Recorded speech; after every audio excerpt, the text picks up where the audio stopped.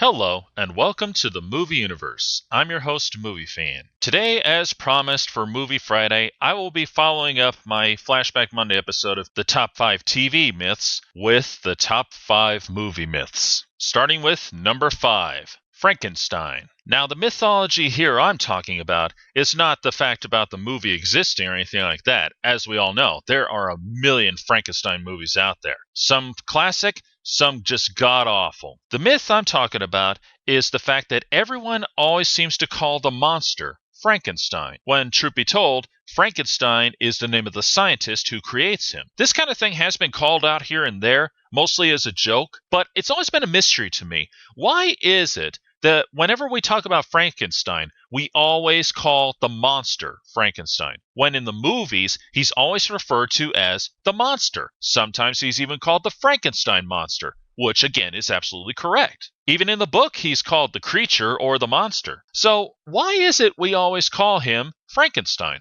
I've looked for a possible explanation, and as of yet, I have not found one. All I got is a basic theory, and that is the fact that whenever you look up the book or the movies, you always get the image of the monster. Even in the original posters, it's always the image of the monster and not the scientist. And because the monster literally became the face of the movies themselves, I think that's where it all comes from. And if you think about it, the monster was such a huge part of the movie. Dr. Victor Frankenstein was a part of it, sure. He was the man who brought the monster to life, but essentially, he's got such a small, pivotal role in this story. It's really when the monster attacks and starts killing people, those are the parts that grab everyone's attention. That and his unique look. I believe that's the origin to the myth that everyone calls the monster Frankenstein, when really, he's just the monster. Plus, if you think about it, when it comes to the Frankenstein movies, nobody cares about Dr. Frankenstein. All we care about is the monster. So it makes perfect sense that people would refer to the monster as Frankenstein, when really it's the other way around.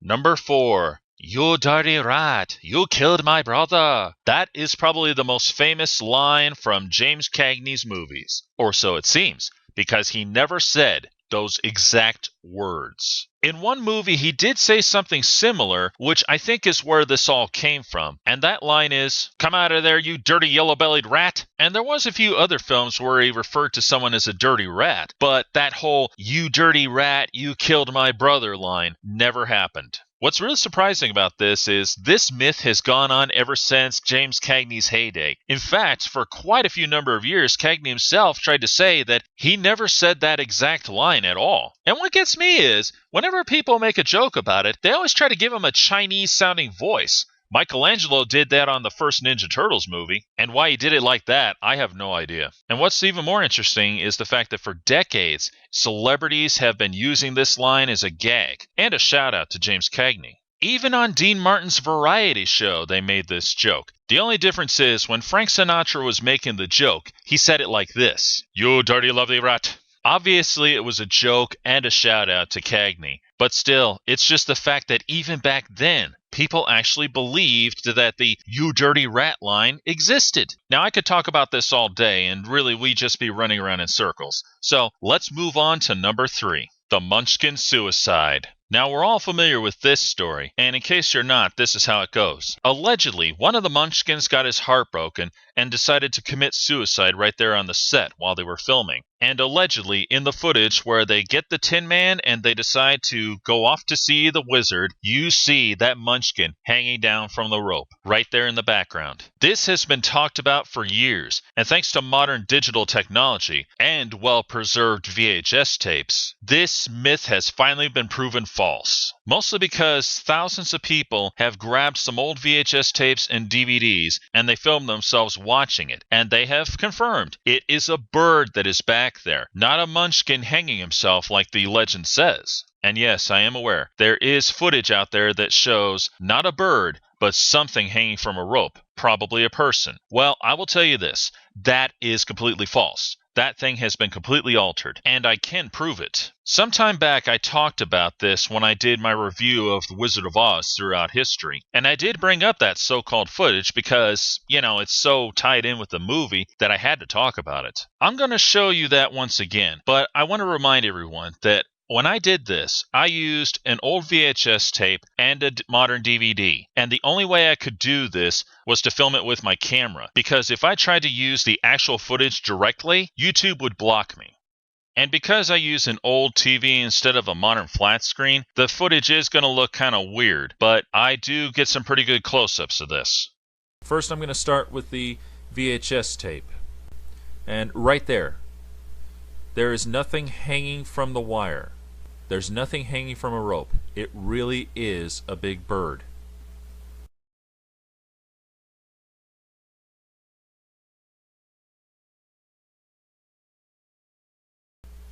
Now I'll show you the DVD. Same thing. It really is just a big bird.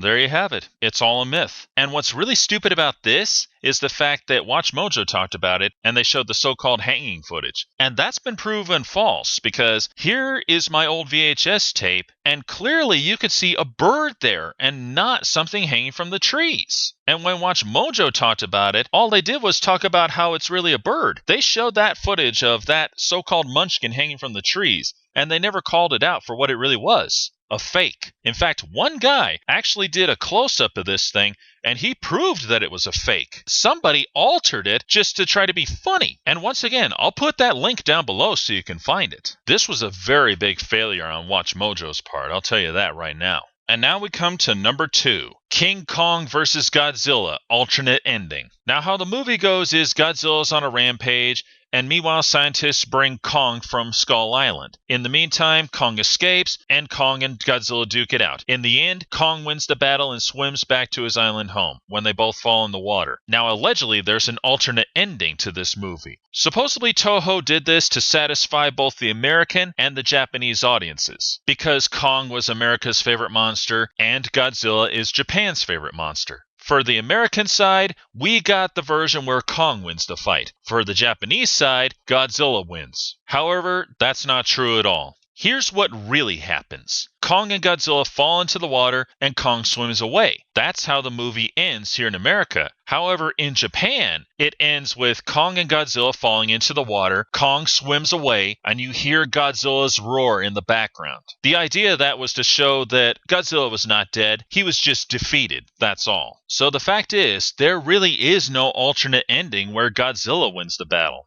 The sad thing is, for decades, people believed that there was an actual alternate ending. In fact, so many people believed it, it was actually written in a book talking about the history of Godzilla. And it was brought up in another book talking about the history of King Kong. The point is, people actually believed this. And the sad fact is, no such alternate ending exists. So many fans for decades were thinking that this existed, and I know some, myself included, tried to find it, only to learn that it's not true. It doesn't exist, and it never did. So how did this get started? Well, I think it comes down to two things. One, by that time, for most of us Americans, we were more familiar with the later versions of Godzilla, where he became the hero who fought other monsters to save Tokyo. Because let's not forget, this film was made back in 1962, where Godzilla was still the bad guy of Japan. And he would not become the hero until 1964 in the film Ghidorah, the Three-Headed Monster. So that proves why Godzilla was defeated in this movie. And at the same time, it also explains why people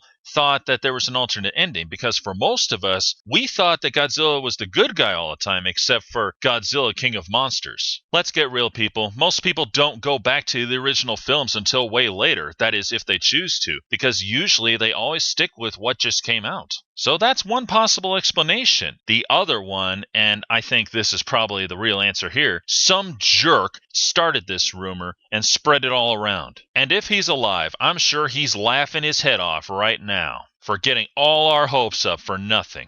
And other than that, there's not much more I could say about this that hasn't already been said. So let's move on to number 1. Me Tarzan, you Jane. This comes from the first talking Tarzan film, entitled Tarzan the Ape Man, starring the legendary Johnny Weissmuller. Allegedly in this movie, when Tarzan meets Jane, he says, "Me Tarzan, you Jane."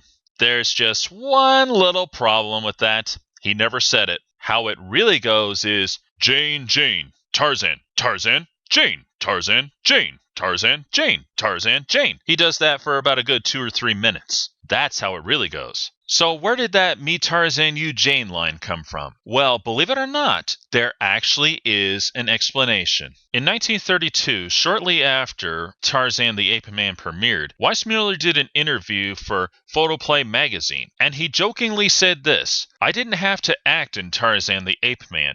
I just said, me Tarzan, you Jane."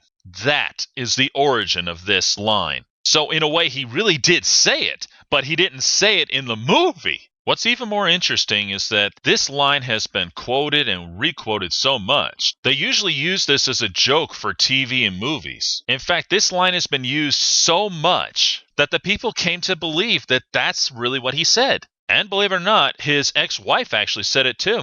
Because after their divorce, she did an interview and she said this: "I was married to a guy who could only say, me Tarzan, you Jane," which might have helped to cement this myth. And sometime later, a reporter once asked Weissmuller to explain his movie success, given his lack of acting skills. Weissmuller responded very seriously this time, and he said this: "How can a guy climb trees and say, me Tarzan, you Jane, and make $1 million? The public forgives my acting skills because they know I was an athlete. They know I wasn't make-believe." So he did say that line one more time, but he was trying to make a point about how he was a success. So here, for the first time ever, we really have an explanation as to where that famous line that never existed actually came from. It's because of the history that this line has and the fact that we actually have an origin as to where that came from.